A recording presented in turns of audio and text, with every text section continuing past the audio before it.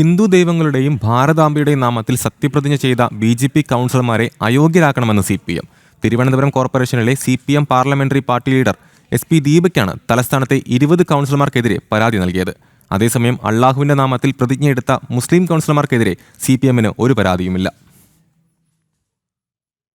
തിരുവനന്തപുരം കോർപ്പറേഷനിൽ നിന്നും ജയിച്ച 20 ബി.ജെ.പി. കൗൺസിലർമാരെ അയോഗ്യരാക്കണം എന്നാണ് സി.പി.എമ്മിന്റെ ആവശ്യം. ആറ്റുകാലമ്മയുടെയും ശ്രീപത്മനാഭന്റെയും ഭാരതാംബയുടെയും ഹിന്ദു ദൈവങ്ങളുടെയും അടക്കം പേരിൽ സത്യപ്രതിജ്ഞ ചെയ്തു എന്നാണ് പാർട്ടി കാണുന്ന കുറ്റം. സി.പി.എമ്മിന്റെ തിരുവനന്തപുരം കോർപ്പറേഷൻ പാർലമെന്ററി പാർട്ടി ലീഡറായ എസ്.പി. ദീപക്കാണ് പരാതി നൽകിയത്.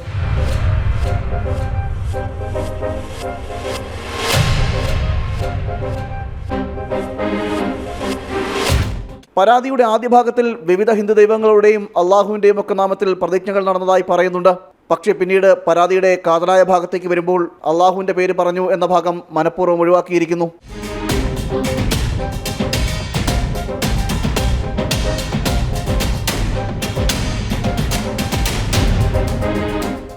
അയോഗ്യത കൽപ്പിക്കണമെന്നാവശ്യപ്പെട്ട് സി.പി.എം. നൽകിയ ലിസ്റ്റിലെ 20 പേരും ബി.ജെ.പി. കൗൺസിലർമാരാണ്.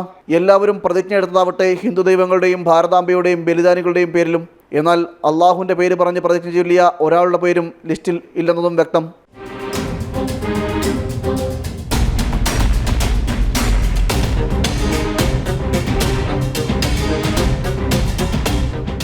കോർപ്പറേഷനിലെ പുത്തമ്പള്ളി വാർഡിൽ നിന്നും ജയിച്ച യു.ഡി.എഫ്. സ്ഥാനാർത്ഥി ഷംന ടീച്ചറും ഭീമാപ്പള്ളി വാർഡിൽ നിന്ന് ജയിച്ച സജീന ടീച്ചറും പ്രതിജ്ഞ ചൊല്ലിയത് അള്ളാഹുവിന്റെ നാമത്തിലാണ്.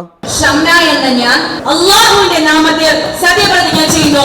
സജീന ടീച്ചർ എന്ന ഞാൻ അള്ളാഹുവിന്റെ നാമത്തിൽ സത്യപ്രതിജ്ഞ ചെയ്തുകൊള്ളുന്നു.